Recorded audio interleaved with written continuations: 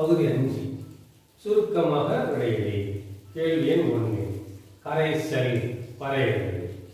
கரைசல்னா என்ன? அத்தனை விளக்கம் இருக்கு புத்தகத்துல 122ஆம் பக்கத்துக்கு வாங்க. 1வது கேள்விக்கான பதில் 122ஆம் பக்கத்துல கரைசல் என்பது 2 அல்லது அதற்கு மேற்பட்ட பொருட்களை கொண்ட ஒருபடித்தான கலவையாகும். இந்த முதல் கேள்விக்கான பதில். கேள்வி எண் 2 இருமுடி கரைசல் என்றால் என்ன? புத்தகத்துல 122ஆம் பக்கத்துல பார்த்தீங்கன்னா தெரியும். ஒரு கரைப்பொருளையும் ஒரு கரைப்பானையும் கொண்டிருக்கும் கரைசல் இருமுடி கரைசல் எனப்படும். அது எத்தனை கூறுகள் இருக்கும்? 2 கூறுகள் இருக்கும். திரவம் கரைப்பான், திண்மம் கரைப்பொருள். எடுத்துக்காட்டு நீரில் கரைக்கப்பட்ட சோடியம் குளோரைடு கரைசல், உப்பு கரைசல். 3வது திண்மத்தில் திண்மம், கரைப்பானும் திண்மம், கரைப்பொருளும் திண்மம். அது எடுத்துக்காட்டு தங்கத்தில் கரைக்கப்பட்ட காப்பர், அதாவது உலோக கலவைக்கு எடுத்துக்காட்டு. 4 வாயுவில் வாயு, கரைப்பானும் வாயு, கரைப்பொருளும் வாயு. எடுத்துக்காட்டு ஆக்சிஜன், ஹீலியம் வாயு கலவை. கேள்வி எண் 4 நீர் கரைசல் மற்றும் நீரற்ற கரைசல் என்றால் என்ன? எடுத்துக்காட்டு தருக. ஒவ்வொரு கரைசலுக்கும் ஒவ்வொரு உதாரணம் நம்ம கொடுக்க போறோம். முதல் நீர் கரைசலுக்கான விளக்கம் என்ன? எந்த ஒரு கரைசலில் கரைபொருளை கரைக்கும் கரைப்பானாக நீர் செயல்படுகிறதோ அக்கரைசல் நீர் கரைசல் எனப்படும். உதாரணம் நீரில் கரைக்கப்பட்ட சர்க்கரை அல்லது நீரில் கரைக்கப்பட்ட காப்பர் சல்பேட் போன்றவை எடுத்துக்காட்டுகள் ஆகும். 2வது நீரற்ற கரைசல் என்றால் என்ன? எந்த ஒரு கரைசலில் நீரை தவிர பிற திரவங்கள் கரைப்பானாக செயல்படுகிறதோ அக்கரைசல் நீரற்ற கரைசல் என அழைக்கப்படும். எடுத்துக்காட்டு தண்ணீரை தவிர எதெல்லாம் கரைப்பானாக இருக்குதோ அதெல்லாம் நீரற்ற கரைசல். பொதுவாக ஆல்கஹால்கள், பென்சின்கள் தான் கரைப்பானாக செயல்படும். கேள்வி 5 கன அளவு சதவீதம் வரையறு. கன அளவு சதவீதம் வரையறு. கன அளவு சதவீதம் என்ன? கன அளவு சதவீதம் என்பது ஒரு கரைசலில் உள்ள கரைப்பொருளின் கன அளவை சதவீதத்தில் குறித்தால் அது அக்கரைசலின் கன அளவு சதவீதம் என வரையறுக்கப்படுகிறது. அதுக்கான ஒரு சூத்திரம் தான் இருக்குது. கன அளவு சதவீதம் இஸ் ஈக்குவல் டு கரைப்பொருளின் கன அளவு பை கரைசலின் கன அளவு இன்டு 100. இந்த கரைசல் என்பது என்ன? கரைப்பொருளையும் கரைப்பானையும் சேர்த்ததான் அந்த கரைசல். அதனால கன அளவு சதவீதம் இஸ் ஈக்குவல் டு கரைப்பொருளின் கன அளவு பை கரைசலின் கன அளவு பெருக்கல் 100. கேள்வி எண் 6 குளிர் பிரதேசங்களில் நீர்வாழ் உயிரினங்கள் அதிகம் வாழ்கின்றன. ஏன்? புத்தகத்துல 126ஆம் பக்கம் நீர்வாழ் உயிரினங்கள் குளிர் பிரதேசங்களில் அதிகமாக வாழ்கின்றன. காரணம் என்ன? குளிர் பிரதேசங்களில் உள்ள நீர்நிலைகளில் அதிக அளவு ஆக்சிஜன் கரைந்துள்ளது. இதுவரைக்கும் போதுமானது. நீர்வாழ் உயிரினங்கள் குளிர் பிரதேசங்களில் அதிகமாக வாழ்கின்றன. காரணம் குளிர் பிரதேசங்களில் உள்ள நீர்நிலைகளில் அதிக அளவு ஆக்சிஜன் கரைந்துள்ளது. கேள்வி எண் 7 நீரேறிய உப்பு வரையறை. புத்தகத்தில் 127ஆம் பக்கத்துல நீரேறிய உப்புக்கள் மற்றும் படிகமாக்கல் தலைப்புல இருக்குது.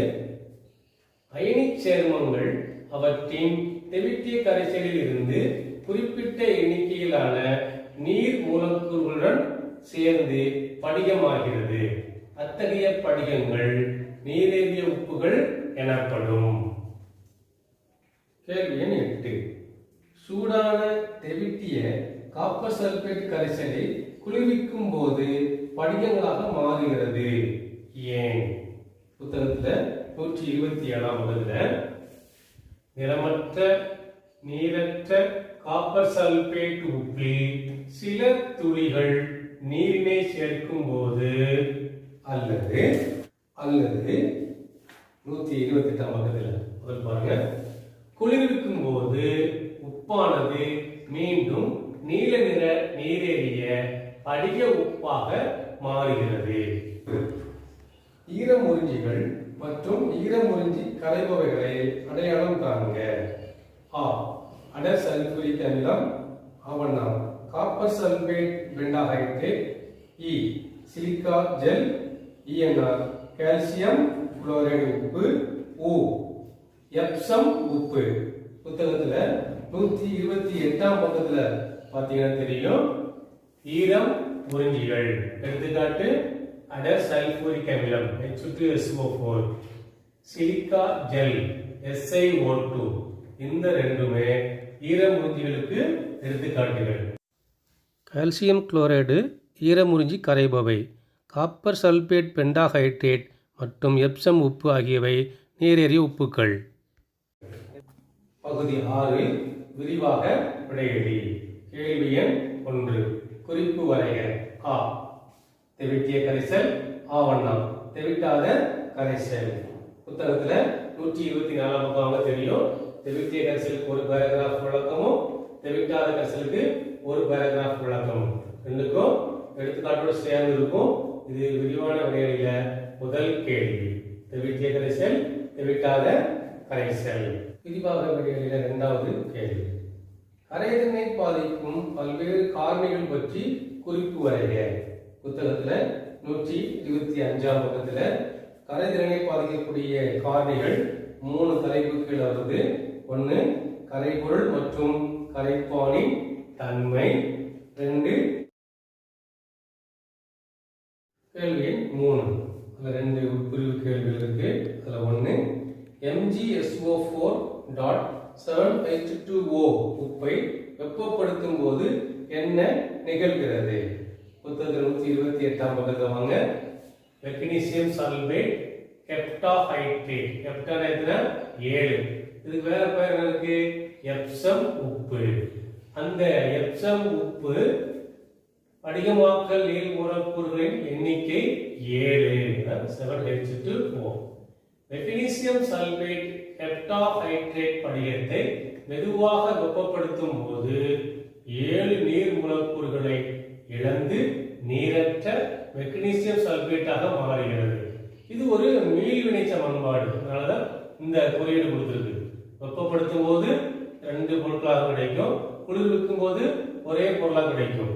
Magnesium sulphate heptahydrate MgSO4.7H2O மீள்வினை MgSO4 plus 7H2O. இதில் உள்ள நீர் மூலக்கூறுகள் தனியா பிரிஞ்சிடும்.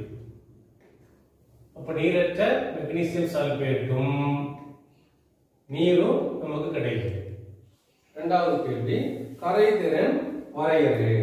புத்தகத்தில் 125ஆம் பக்கத்தில் இருக்குது.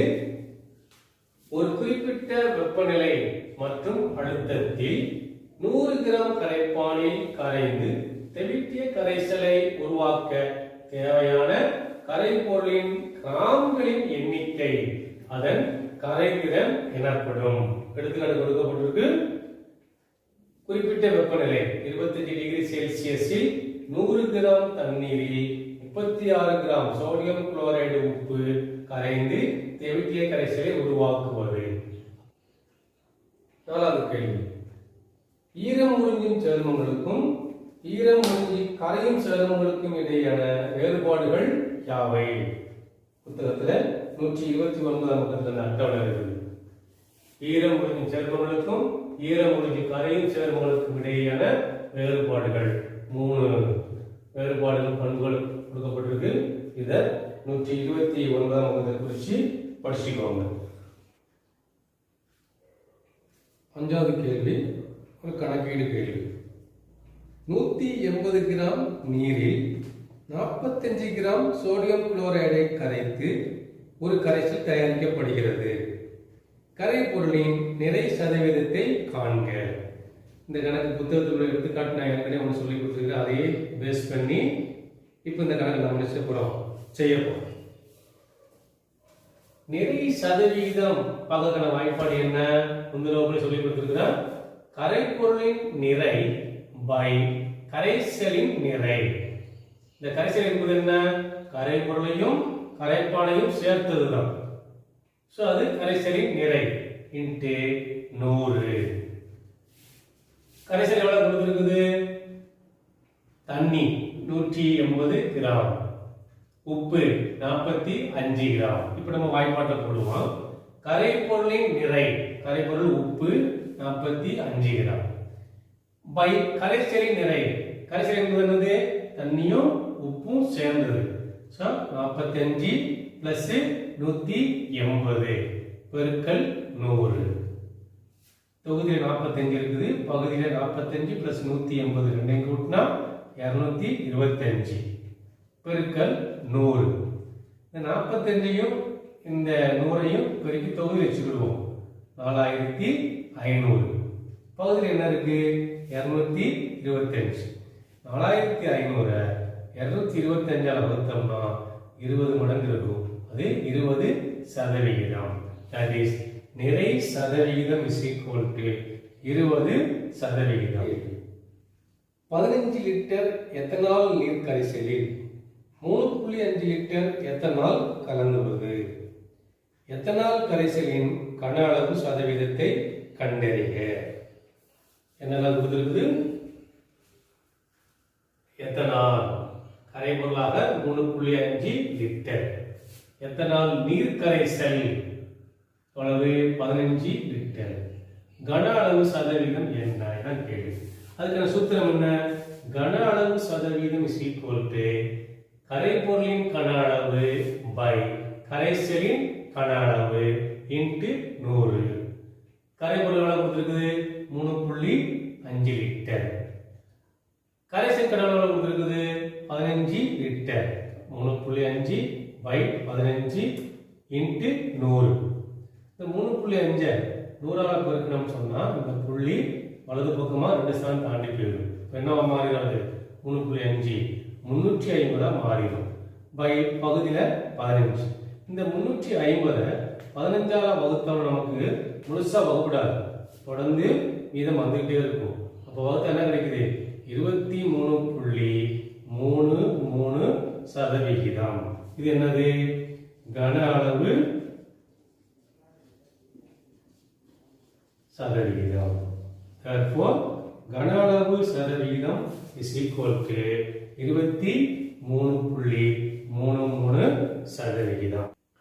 இதுவரைக்கும் நம்ம குறிச்ச எல்லா கேள்வி பதிலையும் புத்தகத்தில் தெளிவாக குறித்து வச்சு நோட்டில் எழுதி வச்சு படித்து எழுதி பார்த்து பயிற்சி பெற்று வெற்றி பெறும்.